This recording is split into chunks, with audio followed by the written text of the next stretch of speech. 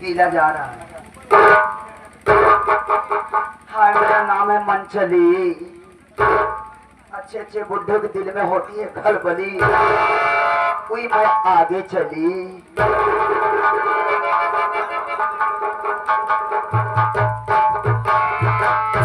जय माँ बिरयानी की। पागल, उसे जय माँ भवानी बोलते हैं। क्या बोलते हैं? जय माँ भवानी। जय माँ बिरयानी। जय माँ बिरयानी। जय माँ बिरयानी नहीं बोलते, जय माँ भवानी बोलते हैं। कोई माँ मुझे मारोगे क्या? सही से बोलो। क्या सही से बोलूं? नहीं तो इतनी फटके मारूंगा ना, दिमाग का ढक्कन खुल जाएगा। पागल। कोई माँ मैं जैसे से लेडीज में आ गई, अभी मारोगे? पहले ये बता, हाँ। तू जेंट्स है कि लेडीज? कुड़की आ गई, कुड़की। कुड़की आ गई तो टेंशन ना लो, हम धरवाई देते। पैसा नहीं है। पैसा नहीं है? सुर्ती का पैसा नहीं है। वही बाके वाले पुल्ला को बैठा लेके कटोगा, देखा मार पैसे पैसा। 4 दिन बैठे, दूसरे मार के भैया गए। मार के भैया आए थे। अपन नमो बताए होते हैं। हमारी बात सुना। बोलो। पैसा दोनों जने के पास नहीं है। ये तो बात सही कह रहे हो। हमारी बात मनता चले से पे से, हाँ आराम से। हाँ। बाबा संतोष दास के यहाँ। बाबा संतोष दास के यहाँ चलत रहिया। उन्हीं के यहाँ निकासन है। भीड़ भीड़ भा रहा है। हाँ सही कह रहे हो। कोई माँ ढेर भीड़ भा रहा है। हमारी बात माना। ढेर जने खाना खाए, पैसा 1 रुपया नहीं है। हाँ अब पत्थर सब जने एक जगह फेंके है। हाँ। जितना पत्थर है सब चला जाए, बटोर लेवा जाए। पैसा बटोर लेवा जाए। जितना पत्थर है सब बटोर लेवा जाए। बटोरे के बाद वही बगलिया को पानी भरा है अब की बरसिया में। यहाँ तो सारे कबाड़ी हो गया। कबाड़ बटोरे आई है ससुर के नाती। हमारे नहीं समझता है बतिया। हाँ क्या बात है बोल। पत्थर बटोरे के बाद होकर धोए के चला जाए, कोना मार्केट में बेच के पैसा कमा लेवा जाए। हाँ एक पंथ 2 काम। और का नहीं दोना हो, हाँ सब कुकरे छीन लेवा जाए। कुकुर हमका लागत है गांव के कुकुर सब चला गए जंगले में, तुम्हें यहाँ कुकुर बना। ऐसा करा तुम्हें जा गाँव गाँव घूम के ले आ दोना बटोर। तू ना चलेगा कहाँ? नहीं ये सब काम मैं नहीं करता हूँ। कोई माँ तुम ऐसा काम नहीं करते हो, नहीं। तुम्हारे साथ रहो, हमारे पीछे पीछे रहो, मेरा काम हो जाएगा। चलो हम लोग चलते हैं सरदार जी के पास। चलो सरदार जी के पास चलते हैं। आओ।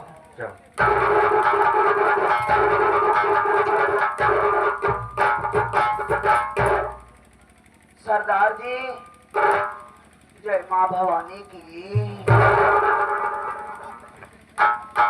सरदार जी, जय मां भवानी की।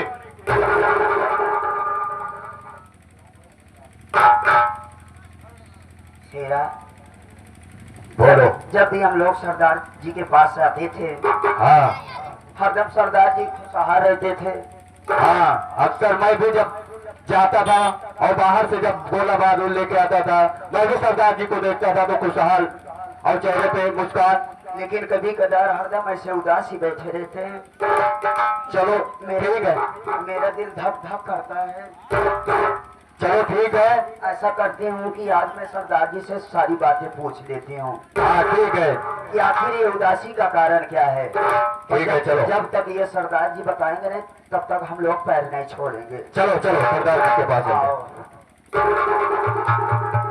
सरदार जी, आखिर बात क्या हुई सरदार जी, जो हम लोगों से आप उदासी का कारण नहीं बताते। सरदार जी, आज हम लोग भी ठान ली हूँ, हाँ आज हम लोग भी ठान ली हूँ कि जब तक आप उदासी का कारण नहीं बताएंगे, तब तक हम लोग आपका पैर नहीं छोड़ेंगे। हाँ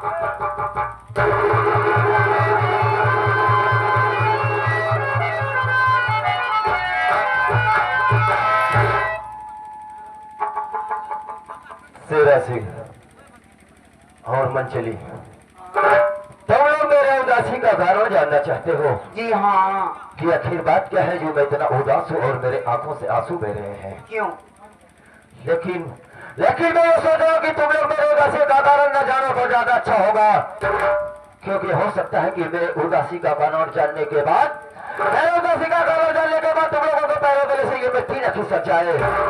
इसलिए मेरी बात मानो और मेरे उदासी का कारण जानने की कोशिश मत करो। नहीं सरदार जी, आज तो हम लोग उदासी का कारण जानेंगे, क्योंकि आप हरदम खुशहाल रहते। कभी कदार ऐसे होता कि आपके आंखों से आंसू और आप मायूस बैठे रहते हो। आज इस मंचले को और शेरा सिंह को बताना पड़ेगा। हाँ मैं समझ रहा हूँ, यानी कि तुम लोग मेरे उदासी का कारण जरूर जानना चाहते जी हो। हाँ।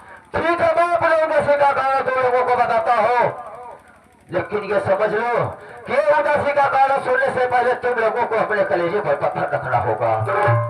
सबसे पहले तुम दोनों यह बताओ कि जब से हमारा और तुम्हारा साथ हुआ है, तब से तुम लोग मुझको डाकू गंगा के नाम से जानते हो ना? जी सरदार जी। लेकिन साथ तुम लोगों को ये नहीं मालूम है कि आखिर ये डाकू गंगा बना कैसे? कैसे सरदार जी?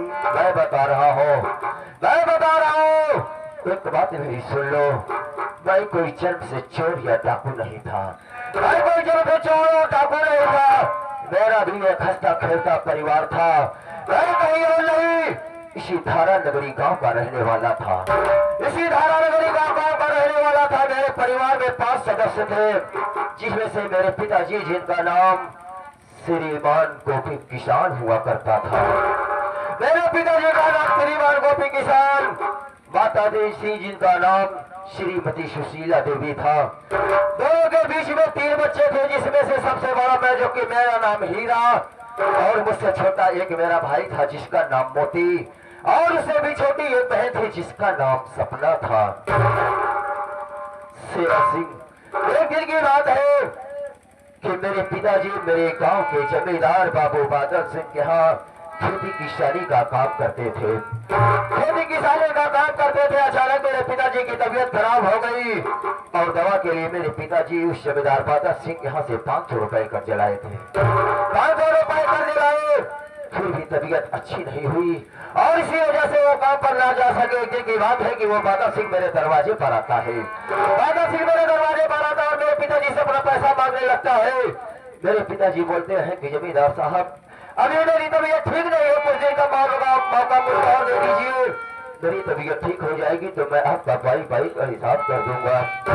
जब ये बात हुआ हरामखोर जमींदार बादल सिंह सुनता है, जब ये बात को सुनता है हरामखोर बादल सिंह, गुस्से में आकर उठाता है अपनी बंदूक, गुस्से में आकर उठाता है अपनी बंदूक और मेरे पिताजी को साला गोली मार देता है हरामखोर।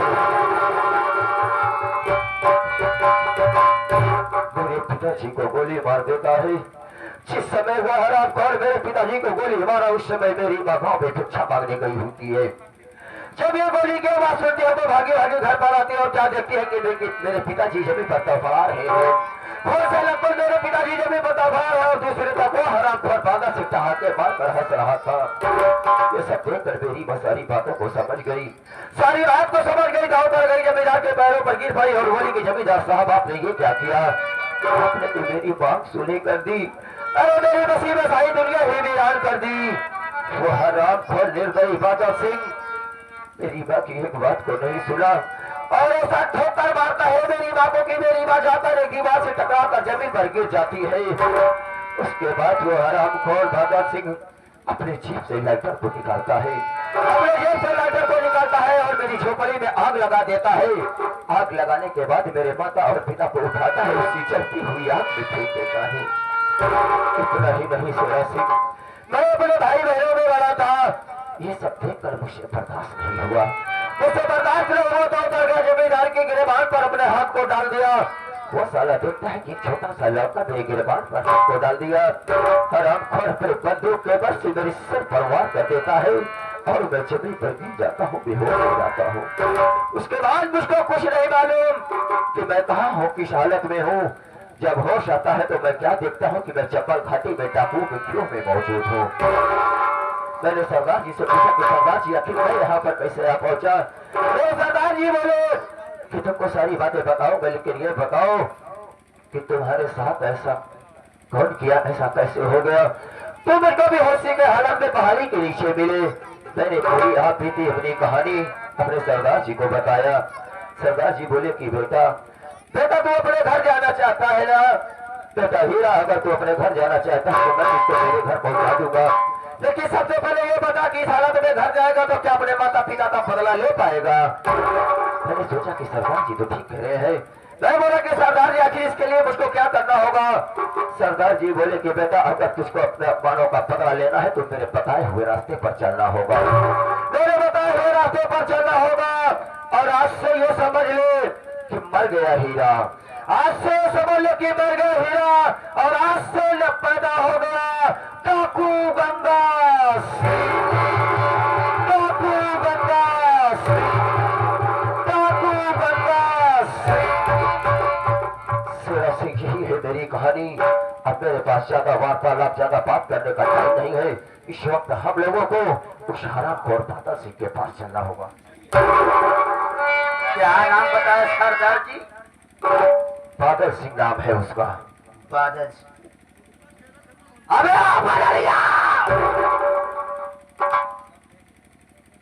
हमको नहीं जानता। मेरा नाम डकुई मंचली है। डकुई मंचली? डकुई मंचली बुढ़े के दिल में मजा देती हूँ खलबली। काम बना तो बना, नहीं तो मैं चली। कहाँ है बे? अबे आजा! अगर मैं तेरा मूत नहीं पी जाऊंगी। आजकल मुझे पिए तो ये को डाल जाता है पर है? Mood mood mind. तेरा मूत पी जाऊंगा, खून पी जाऊंगा, खून खून पी जाऊंगा। अबे आजा! अबे आजा बे!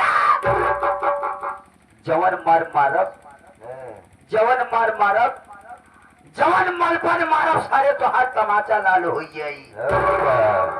जवन मरपन मरी को तमाचा लाल।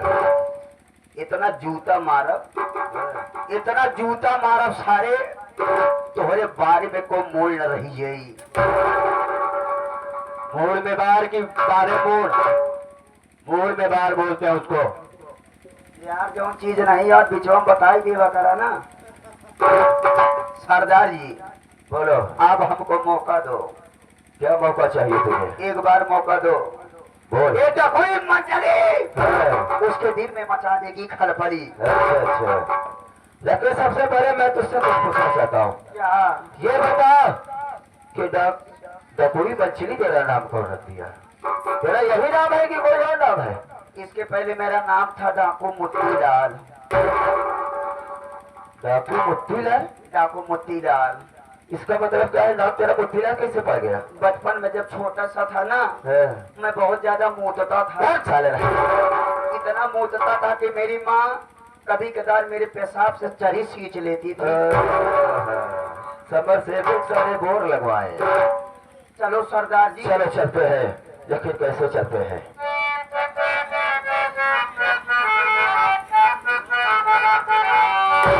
अरे चाहने वालों का अरमान बड़ा तगड़ा है।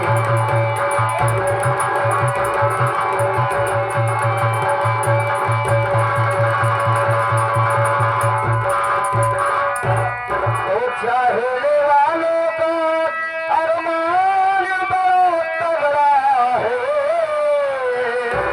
तो चाहने वालों का अरमान बड़ा तगड़ा है।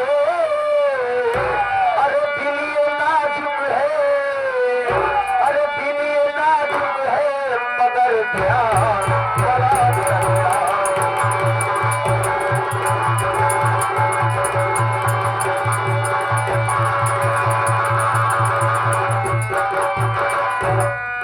चाहने वालों का अरमान बड़ा तगड़ा है।